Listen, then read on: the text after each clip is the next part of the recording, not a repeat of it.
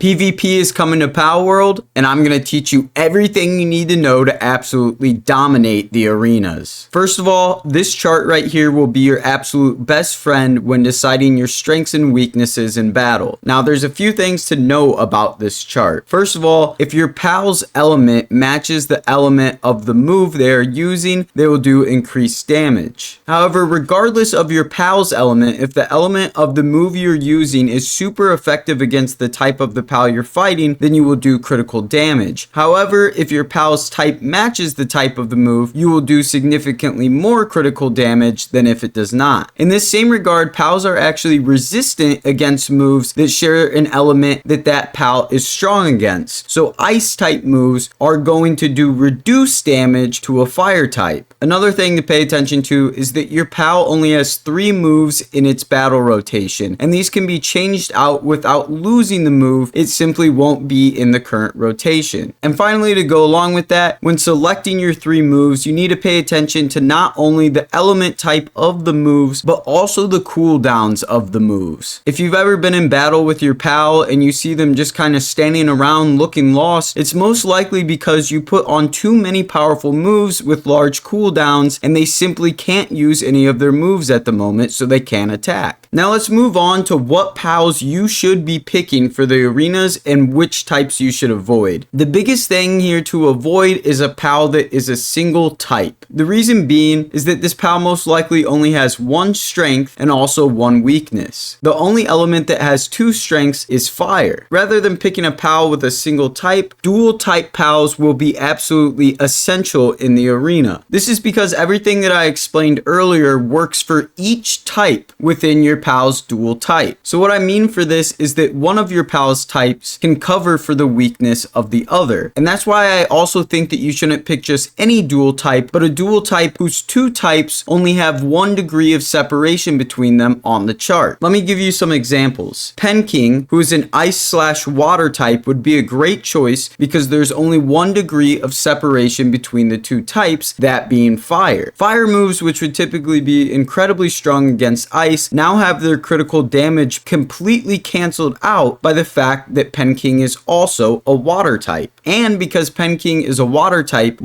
attacks will do increased damage, and water is already strong against fire. So rather than having an ice type that is weak to fire, you now have an ice type that is strong to fire because it's also a water type. But because it's also an ice type, it is still also strong against dragon. So now we have 2 strengths in 1 pal. The fact that King has 2 strengths and only 1 weakness is great. However, King is still going to be weak to electric. So what I suggest, since you have 3 moves, is to get 1 water move, which will do increased damage because King's a water type, 1 ice move, which will do increased damage because King is an ice type, and then for the last move, I highly suggest getting a ground move to help cover its only weakness, which is electric. So at least that way, when fighting an electric type, if you're taking increased damage because King is a water type, at least you're also doing increased damage with ground moves to electric type. However, you won't be doing the same amount of increased damage as a ground type would be doing with a ground type move to that electric type. An example of a bad dual type pal would actually be Orzhirk.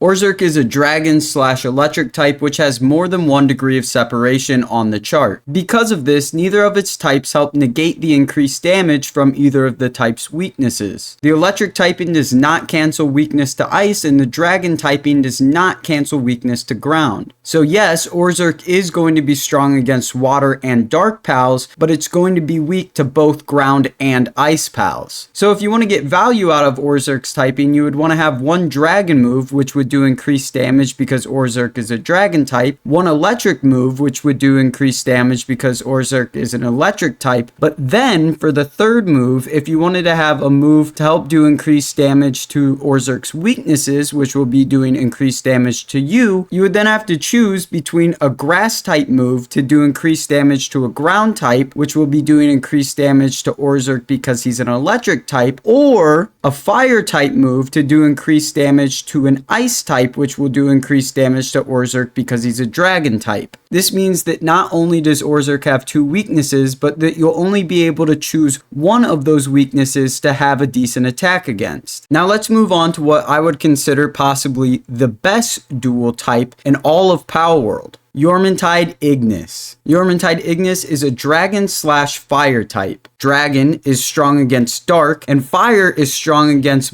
both grass and ice. And because it's a fire type, that cancels out the increased damage that ice would do to Jormuntide Ignis for being a dragon type. This means that Jormuntide Ignis has 3 strengths and only 1 weakness. So as far as its moveset, you should have 1 dragon move, which will do increased damage because Jormuntide Ignis is a dragon type, 1 fire move, which will do increased damage because Jormuntide is also a fire type, and lastly, you should have 1 electric type move to help do increased damage to water types, which will be doing increased damage to Jormuntide Ignis due to it being a fire type. If you equip this move set, then you will have 3 strengths and only 1 weakness that you actually have a decent chance of fighting against due to the electric move. Now with all this said, you might be wondering, Nick, what are your 3 pals that you would be taking into the arena? The first pal I'm having on my team for PvP arenas is Vanworm Christ. Vanworm Christ is a dark and ice type. The ice type will negate the extra damage that dragon moves would get against the dark type, and instead Vanworm Christ would actually get increased damage with ice attacks because it is an ice type, which would deal extra damage to dragon type because dragon is weak to ice. And due to Vanworm Christ also being a dark type, it would do increased damage with dark moves